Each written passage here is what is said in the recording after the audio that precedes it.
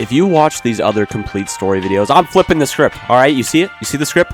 Flip. Half-Life Alyx, the game to cause the VR headset drought of 2019, rumored to possibly heading to PSVR 2, and one of my personal favorite games for VR. But with not only the cost of a PC to run Alyx and the price of a headset like the Quest 2 or the Valve-made $1,000 Index, it's no shocker that not everyone was able to play this game. So Half-Life Alyx, the game to teach Valve how to count in decimal points instead of whole numbers.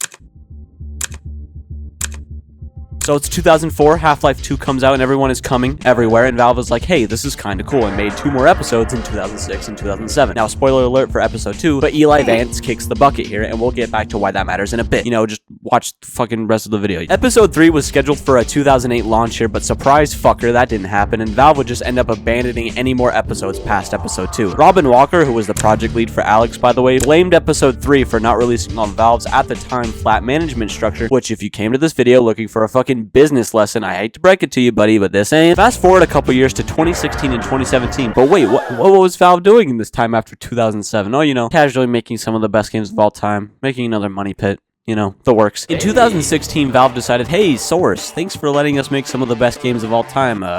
Have a fucking lollipop, dude. See you later. I have a new baby now. It's called Source 2. At this time, the original writers for the Half-Life games decided to skedaddle out of the company, and many just assumed there were no more Half-Life games in development. But secretly, Valve had partnered with a company known as HTC to allow development in tandem, that's a word, with hardware similar to the likes of Funny Italian Man. Valve would then see that HTC was just having way too much fun making headsets and decided to make their own. By 2017, Valve had already been through multiple headset prototypes, but VR had, and still had kind of this problem, where there's just not a lot of VR games that are actually good. Remember that game I said was one of the best games of all time that Valve had made in between episode 2 and Alyx? Well, they tried that in VR and said fuck that and landed on making another Half-Life game. Originally testing Half-Life 2 assets in VR, Valve would officially start development on Alyx in 2016 and enter full production that same year. Including a team of over 80 people, fun fact, that was more than the original Half-Life and Half-Life 2 team, some of the staff would actually question if VR was the right choice for another Half-Life game. But thanks to the man Robin Walker, who already anticipated people would mod the game to run on a keyboard and mouse, was confident that the game would be best played in VR. And holy fuck was he right, because this looks like some ass. Valve would announce Alyx November of 2019 and waited until the game was basically finished until announcing it, and for a brief period of time you could actually get any of the Half-Life games for free on Steam. But if you were in the top 1% and could afford a Valve Index or the controllers if you're a common peasant, then you would be getting Half-Life Alyx for free. But did the 12-year wait actually give us a good game? Could you imagine if Valve waited 12 years just to give us a shitty game?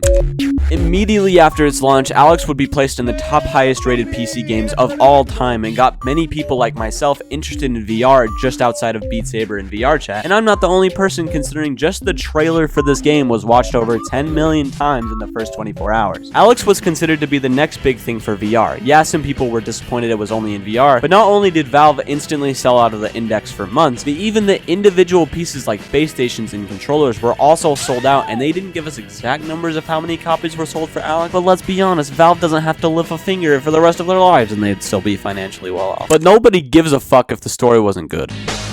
Ding ding ding, spoiler alert, I'm talking about the ending of both Half-Life 2 Episode 2 as well as the story for Half-Life Alyx. So if you don't want to be told what happens, then go watch another fucking Mr. Beast video or something. Today we are going to subscribe to Viewie for 24 hours. 5 years before the events of this whole train wreck, we start off in City 17, looking at the Citadel before it's fully finished being built. But what these metal dick building looking ass losers didn't know was that Alyx and Eli Vance were stealing some of their resources, and oh no, they got caught. Who would have predicted that one? Eli would get arrested by the Combine. Oh, by the way, the Combine are the military force building the metal dicks. I forgot to say their name. But they arrest Eli, then you meet up with Eli's partner, Russell, to plan out saving him. During all this, Russell gives you these gloves that are super cool. I didn't know how else to mention it. So here's the plan, right? Russell has a train that you can meet up with Eli's train, and Alyx can ride that train and crash into it and save her dad. But, oh no, something went wrong, and now we're nowhere near Eli. What the fuck? Left to go through what is known as the quarantine zone, she meets up with a Vortigaunt named Gary.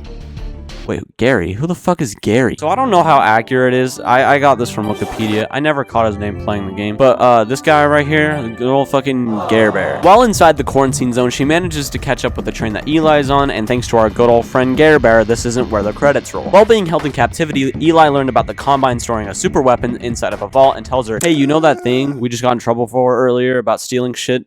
Go do that with the vault. Fighting throughout the quarantine zone, she manages to get towards the vault, and thanks to our good old friend Gare Bear and his other Vortigaunt friends, they manage to pull down the vault. Come to find out, though, that not only does the vault have backup power, but also not holding a weapon inside, but an apartment building. Yeah, this is a fixer-upper. Gonna cost about $2 million a month. As she's getting closer to the vault, she overhears that the thing they discovered was a survivor of the Black Mesa incident, which we all know is a subtle nod towards Saints Row 2 when Johnny Gat survives prison. Drop it.